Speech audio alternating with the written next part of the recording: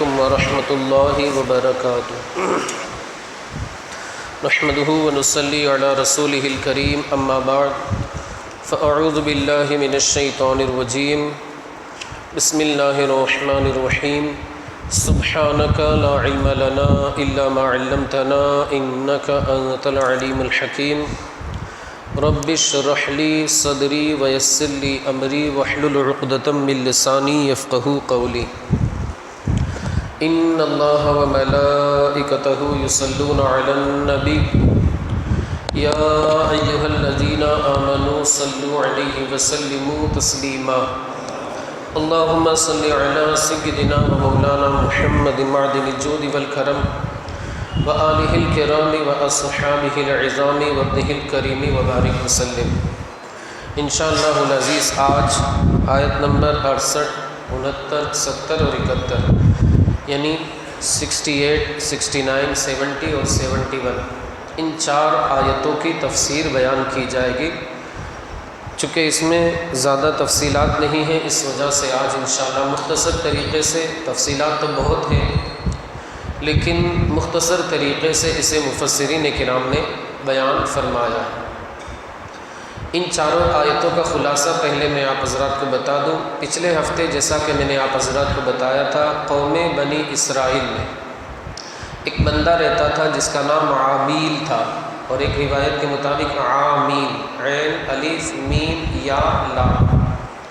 بڑا پیسے والا تھا، مالدار تھا، اس کے یہاں اولاد نہیں تھی۔ اب اس کا جو چچا زاد بھائی تھا، کزن بھائی جسے ہم کہتے ہیں، کاکا کا لڑکا بھی جسے ہم کہتے ہیں، تو اس نے دیکھا کہ یہ میرا چچا زاد بھائی، میرا کزن بھائی ہے، اس کے پاس مال و دولت تو بہت ہے لیکن اس کے یہاں اولاد نہیں۔ میں کام کرتا ہوں، اس کو ختم کر دیتا ہوں اور اس کے سارے جو مال و دولت ہے، ملکیت، پراپرٹی ہے، ان ساری چیزوں پر قبضہ کر لو۔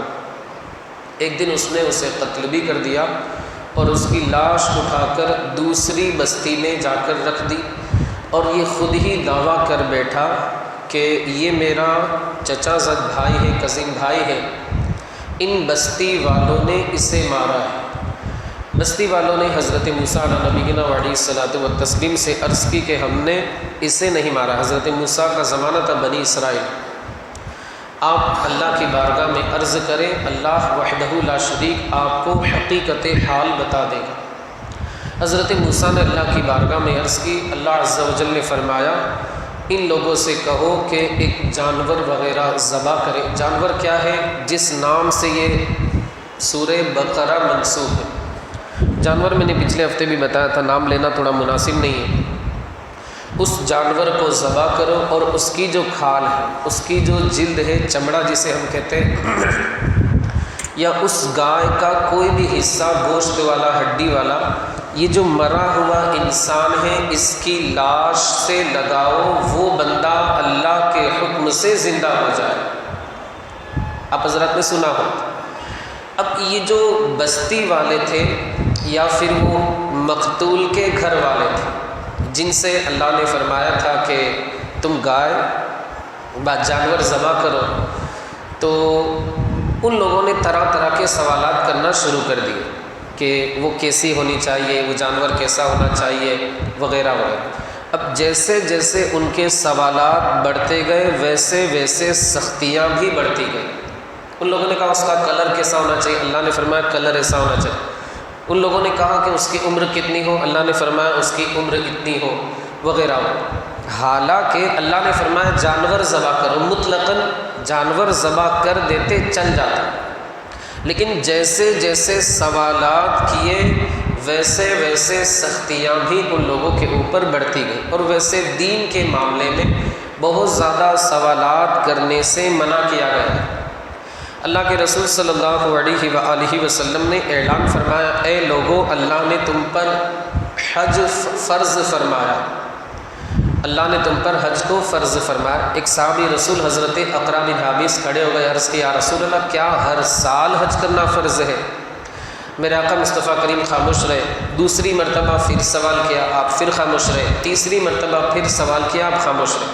پھر آپ نے جواب دیا اور ارشاد فرمایا، اے لوگو، زندگی میں ایک ہی مرتبہ حج فرض ہے، لیکن میری بات سنو غور سے کہ اگر میں کوئی حکم تمہیں دوں تو جہاں تک ہو سکے اس کو بجا لاؤ، یعنی اس پر عمل کرو، اس میں طرح طرح کے سوالات مت کرو، اس لیے کہ تم سے اگلی امتیں، یعنی یہی یہودی نصارہ جو تھے، تم سے اگلی امتیں، اگلی قومیں زیادہ سوالات کی بنیاد پر اور انبیاء کرام کی مخالفت کی وجہ سے ہلاک و برباد کر دی گئی۔ اس سے ہمیں کیا سبق ملا کہ اگر ہمیں کوئی حکم مل رہا ہے تو ہم آنکھ بند کر کے اللہ و رسول کا حکم ہے تو اسے مانو، ہم طرح طرح سے اس میں حیلے نکالنے کی کوشش نہ کریں۔ فتوے کی کتاب کے اندر میں نے مسئلہ پڑھا کہ زکوٰۃ ادا کرنا ضروری ہے، حیلہ شرعیہ، آج کل معاذ اللہ لوگ اس کو بھی برا بولتے ہیں، حالانکہ اس کا ثبوت حدیث پاک سے ملتا ہے۔ لوگ کیا کہتے ہیں یار یہ اپنی سمجھ سے باہر ہے، کہ تم نے اس کو دیا، اس نے قبضہ کر لیا، ختم ہو گیا، وائٹ ہو گیا، یعنی زیڈ فنڈ کو للہ بنا۔ ارے بھائی تجھے نہیں سمجھ میں آتا ہے تو ہم کیا کریں؟ یہ شریعت کا مسئلہ ہے اور حدیث پاک سے ثابت ہے۔ معاذ اللہ اس طرح اگر کوئی بندہ کہتا ہے تو وہ اپنے ایمان کی خیر منا، اسے کلمہ پڑھنا پڑے گا۔ کیوں؟ کیونکہ ایک طرح سے حدیث کا انکار ہے۔ وہ کیا بولتا ہے یہ اپنی سمجھ سے باہر ہے، یہ کیا تم نے اس کو دیا اور واپس لے لیا، کیا ہے بھائی؟ یہ حیلہ ہے، اسی سے تم مدد سے چلتے ہیں، ورنہ للہ کون دیتا ہے؟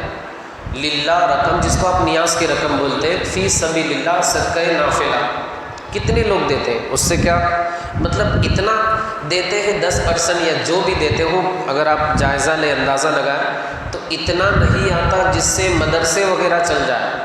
اور حضور اعلیٰ حضرت فرماتے ہیں کہ آج کل دین کا سب سے بڑا ذریعہ جو ہے وہ مدارس اسلام۔ لوگ اس کو نگیٹو طریقے سے لے جاتے ہیں کہ بھائی مدارس میں یہ ہوتا ہے، وہ ہوتا ہے۔ ارے بھائی ہر جگہ گناہ تو ہوتے ہیں، اب کیا کریں؟ خیر ہے۔ تو حیلہ شرعیہ، لوگ اس کے بارے میں کیا ہے؟ بدگمانی کا شکار ہوتا ہے۔ میں نے فتوے کی کتاب میں پڑھا تھا کہ لوگ اس کا بھی کس طریقے سے غلط استعمال کرتے ہیں۔ پوچھنے والے نے پوچھا، وہ گجرات ہی کا تھا سوال، کس سے پوچھا تھا؟ حضور صدر الشریعہ، بہار شریعت کے جو مصنف ہیں علامہ امجد علی اعظمی۔ اب گجرات میں کون سی جگہ تھی وہ بھی میں آپ کو بتا دوں گا تو برا مان جائیں گے، سمجھتے ہی ہوں گے۔ وہاں کے بندے نے یہ پوچھا، گجرات میں 25 ضلع ہیں، 25 ڈسٹرکٹ، اب تو 33 ہو گئے، یعنی 33 ضلع ہو گئے گجرات اسٹیٹ کے اندر۔ کہاں کا وہ بندہ تھا میں نہیں بتاؤں گا، آپ حضرات سمجھ جائیں، اور بتاؤں گا تو ہو سکتا ہے برا مان جائے۔ اس نے یہ کہا کہ جیسے ایک بندہ ہے مالک نصاب ہے، اللہ نے اس کو نوازا ہے، ایک فقیر کو اس نے بلایا، چاول کی جو بوری آتی ہے، گوڑ جسے ہم کہتے ہیں، یا راشن کیٹ وغیرہ اس کو دے دی۔ اب اس بندے نے کیا کیا کہ اس کے اندر پہلے ہی سے رقم وغیرہ بھی رکھ دی۔ مثال کے طور پر اس میں چاول ہے، آٹا ہے، تور دال ہے، یہ ساری ضرورت کی چیزیں، یہ پوری بوری بھر کر کے دی، اور اس میں 5-10 لاکھ روپے بھی رکھ دیے۔ اب اس کو تو غریب کو تو نہیں پتا کہ اس میں پیسے ہیں، غریب کو تو نہیں پتا کہ اس میں پیسے، وہ تو کیا سمجھے گا بھائی راشن کٹ۔ اب اس بندے کو دی اور معاہدہ بھی کر دیا کہ یہ تم لے جاؤ اپنے حساب سے، یہ زکوٰۃ کی ہے، زیٹ فنڈ کی، جو بھی۔ غریب تو خوش ہو گیا کہ چلو بھائی لے گئے۔ اب یہ جو دینے والا بندہ ہے، اس دینے والے بندے کا ایک آدمی پہلے ہی سے باہر کھڑا ہے، سیٹنگ، آج کل سیٹنگ سے سب بہت کچھ ہو جاتا ہے، وہ باہر بندہ کھڑا ہے۔ اب یہ اندازاً یہ جو کیٹ ہے اس کی رقم 2، 3، 4، 5 ہزار، وہ بندہ جو ہے وہ کیا بولتا ہے، میں تیرے کو 10,000 دیتا ہوں، یہ کیٹ میرے کو دے دے۔ میں تجھے کیا کہتا ہوں 10,000۔ اب یہ غریب ظاہر سی بات ہے اس نے بھی ایک حساب لگایا ہوگا، اندازہ لگایا ہوگا اپروکسیمیٹلی کہ بھائی 2، 4، 5 ہزار کا سامان ہے، تیروپتی تیل کا ڈبہ تو اس میں آ نہیں سکتا ہے، یا سینگ تیل جو بھی ہے، جو بھی گولڈ وغیرہ کا جو ڈبہ اس میں آ نہیں سکتا ہے، پاؤچ وغیرہ ہوں گے، اگر کوئی الگ سے دینا چاہے تو بوری کے الگ رہتا ہے، یعنی بہت تو 4-5 ہزار کا سامان اس بوری کے اندر آ سکتا ہے۔ تو سامنے والا بندہ اس دینے والے کا پہلے ہی سے وہاں پر ایک بندہ فکس سے کھڑا ہے دور کہ بھائی یہ جو بوری ہے، یہ راشن کیٹ ہے، تو کیا کرے گا؟ تیرے کو تو کیش کی زیادہ ضرورت ہے، 2-4 جگہ سے تیرے پاس کیٹ آ جائے گی، تیرا کام ہو جائے گا، اتنا سا اناج پورے سال کا بھرا کے رکھے گا، اس میں کیڑے وغیرہ پڑ جائے، تو ایک کام کر یہی چیز بہت اپروکسیمیٹلی اندازے سے 5,000 کی ہوگی، تو مجھے 10,000 میں دے دے۔ غریب خوش ہو گیا، 10,000 بالکل رقم، تو اس نے اس کو 10,000 دے دیے، اس نے اس کو کیٹ دے دی۔ اب پہلے والا جو بندہ تھا اس کے کتنے واپس، اس کے پاس کتنے آ گئے؟ 5 لاکھ تھے، 10 آپ مائنس کر دیجیے، 490 تو آ گئے، 2-3 ہزار کیٹ کے مائنس کر دیجیے، 485 تو آئے۔ اس طرح سوال حضور صدر الشریعہ سے کسی بندے نے پوچھا کہ یہ جو 5 لاکھ ہم نے اسے دیے، کیا ہماری زکوٰۃ ادا ہو جائے گی؟ اس طرح یعنی کس طرح لوگ کوشش کرتے ہیں دین کو معاذ اللہ کھیل بنانے کی کوشش کرتے ہیں، دین کو کس طرح کھیل بنانے کی۔ اب آپ خود سوچیں، ایک عام بندہ بھی جواب دے گا کہ زکوٰۃ نہیں ادا ہوگی، یعنی اس طرح یہ تو ایک دھوکہ دینا ہوا، اللہ و رسول کو دھوکہ دینا ہوا۔ چلو اس نے 2-4 بار کر بھی لیا، ایک دن ایسا آئے گا کہ یا تو اچانک آگ لگے گی، یا ریٹ پڑے گی، یا کچھ نہ کچھ نقصان آئے گا اور اس کا مال تباہ و برباد ہو کے رہ جائے۔ یہ میں نہیں کہتا، حدیث پاک میں میرے آقا مصطفیٰ کریم فرماتے ہیں کہ اگر خشکی میں کوئی مال برباد ہوتا ہے یا سمندر میں کوئی مال برباد ہوتا ہے تو اسی وجہ سے برباد ہوتا ہے کہ بندہ اس مال کی زکوٰۃ ادا نہیں کرتا۔ میں عرض کر رہا تھا کہ بنو اسرائیل نے جتنے سوالات کی سختیاں بڑھتی گئی، یعنی اپنا مقصد نکالنے کے لیے، اپنا مقصد حاصل کرنے کے، تو آج کا مسلمان بھی یہی کوشش کرتا ہے کہ شارٹ کٹ میں مجھے مل جائے۔ اپنوں کو پڑھنی کتنی ہے؟ جیسے وہ پوچھے گا ظہر میں کتنی نماز ہے؟ بھائی 12 رکعت۔ اپنوں کو پڑھنی کتنی ہے؟ بھائی 10 پڑھیں گے کام چل جائے گا، یعنی 2 رکعت جو ہے وہ پہلے سے ہی مائنس کہ بھائی 2 رکعت پڑھ لو، ثواب ہی ملے گا، کوئی گناہ والی بات نہیں ہے۔ تو زیادہ سوالات کرنے سے دین کے معاملے میں منع کیا۔ دوسری بات کہ اللہ وحدہ لا شریک ڈائریکٹ وحی نازل فرما دیتا کہ یہ موسیٰ علی نبینا علیہ الصلوۃ والتسلیم کے اوپر وحی نازل ہو جاتی اور اللہ فرما دیتا کہ اس مقتول کا، یعنی یہ جو مرا ہوا بندہ ہے، اس کو قتل کرنے والا یہ بندہ ہے، لوگوں کو پتہ چل دیتا۔ لیکن اس میں 2 مقصد ہیں۔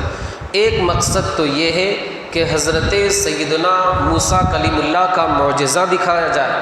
دوسرا مقصد یہ تھا کہ اگر انہیں آسانی سے بتا دیا جاتا تو موسیٰ علیہ السلام کو جھٹلا دیتے معاذ اللہ کہ آپ تو اپنی طرف سے کہ آپ کے پاس دلیل کیا ہے۔ اور ایک مقصد یہ بھی ہے کہ ان لوگوں کا امتحان اور ان کو مشقت میں ڈالنا تھا۔ کیوں؟ بازار جائیں گے، جانور کا بھاؤ تاؤ کریں گے، اس کو لائیں گے، ذبح کریں گے، محنت کا کام ہے نہیں، سب آسان تھوڑی، ٹائم دینا پڑتا ہے، اور اگر کام دھندے والا ہو تو اس کے لیے زیادہ مشکل ہو جاتا ہے۔ تو یہ ان لوگوں چونکہ ٹیڑھی قوم تھی، اس وجہ سے ان کو اللہ کی طرف سے یہ ایک سزا کے طور پر جانور ذبح کرنے کا حکم دیا۔ آیت کریمہ کا میں ترجمہ کر دوں۔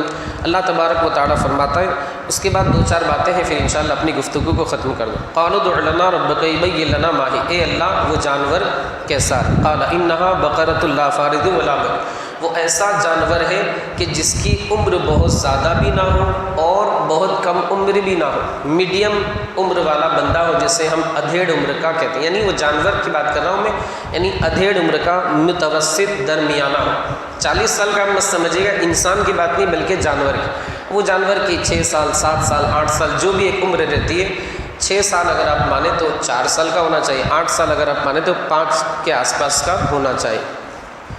اوان بین ذالک، اسی کے درمیان، ففعلوا ما تؤمرون، اے بنی اسرائیل جس کا تمہیں حکم دیا جاتا ہے اسے کرو۔ قالوا لنا ربک یبین لنا ما لونہا، جواب ہو گیا، وہ جانور ذبح کر دیتے ہو جاتا، لیکن چونکہ وہ قوم بدماش قوم تھی، کیا کہا؟ اے موسیٰ اللہ کی بارگاہ میں عرض کرے اس کا کلر کیسا ہو۔ کوئی بھی جانور کسی بھی کلر کا، کالا ہے، وائٹ ہے، گرے ہے، کچھ بھی گرے کلر کا تو نہیں ہوتا ہے، براؤن کلر جو بھی ہے ذبح کر دیتے ہو جاتا۔ لیکن کیا کہا؟ کون سا کلر؟ اللہ نے فرمایا کہ بالکل پیلا۔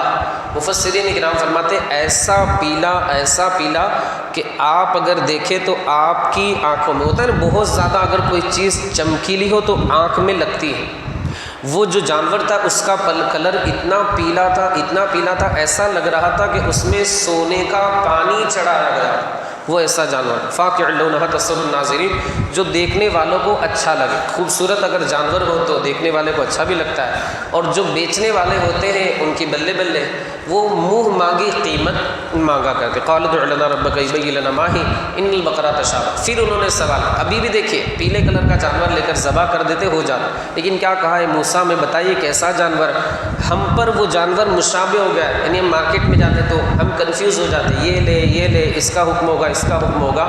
اب انہوں نے آخری میں کہا وَإِنَّا إِن شَاءَ اللَّهُ لَمُهْتَدُونَ، اب ختم، اللہ نے چاہا تو اب ہم ہدایت یافتہ ہو جائیں۔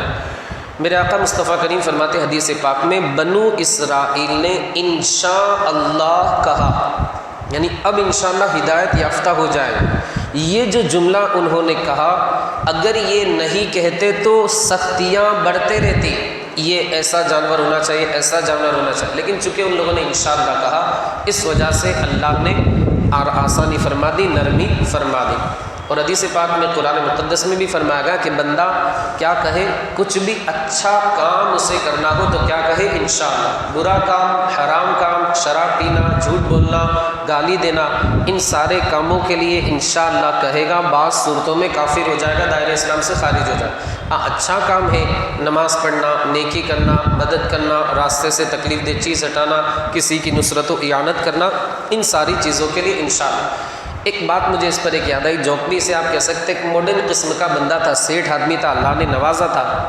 دیکھیے اکثر و بیشتر اللہ ماشاءاللہ سارے حضرات کی بات نہیں کرتا، جس بندے کو اللہ نوازتا ہے، اللہ کی توفیق اگر شامل حال نہ ہو، وہ بندہ دین سے دور ہو جاتا ہے۔ آپ حضرات نے دیکھا ہوگا، بالکل آپ کا تجربہ ہے، جتنا بندہ دنیاوی اعتبار سے اللہ نوازتا ہے وہ دین سے اتنا ہی دور ہو جاتا ہے۔ اب اللہ تبارک و تعالیٰ اس کو اور نوازتا ہے، آپ کو تعجب بھی ہوگا کہ یا اللہ یہ تیری نافرمانی کرتا ہے پھر بھی اس کا بزنس یا کاروبار جو بھی ہے وہ بڑھتا ہی جا رہا ہے۔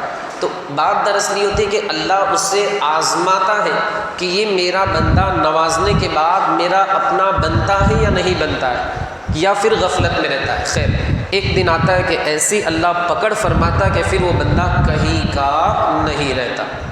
ایک سیٹھ صاحب تھے، تو ایک مولانا صاحب کے سامنے انہوں نے کہا کہ میں کل کار خریدنے والا ہوں۔ مولانا صاحب نے اصلاح والے انداز میں کہا کہ آپ انشاءاللہ بول دیں۔ ان کا کوئی انشاءاللہ کی ضرورت نہیں ہے، کل لینے والا، بات ختم۔ مولانا صاحب نے کہا آپ انشاءاللہ بول دیں، اچھا رہے گا، اللہ کی مرضی کے بغیر کچھ نہیں ہوتا۔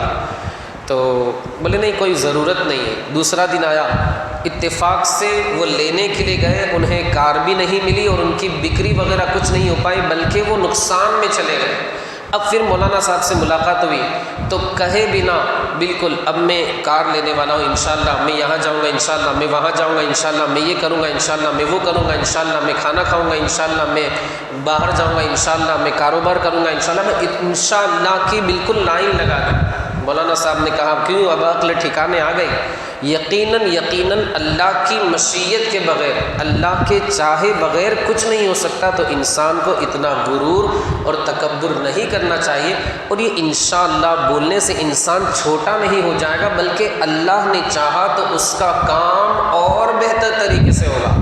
لیکن اگر ایگو کی وجہ سے، انا کی وجہ سے کہ میں کیوں بولوں، تو اس کا بنتا کام بھی بگڑ سکتا ہے۔ اللہ وحدہ لا شریک نے اس میں اس جانور کی نشانیاں یہ بتائی کہ اچھا ہو، جس کے ذریعے کھیت کے جوتنے کا کام نہ لیا۔ آپ نے دیکھا ہوگا دو جانور ہوتے ہیں اور بیچ میں ایک وہ ایسا آنکڑے جیسا وہ ہوتا ہے، اور اس سے وہ لوگ جوتے، ہل چلانا جس کو بولتے ہیں، بالکل پیلے رنگ کا ہو، اس سے کوئی کام نہ لیا گیا ہو، خوبصورت سا ہو، عمر جو ہے وہ متوسط ہو۔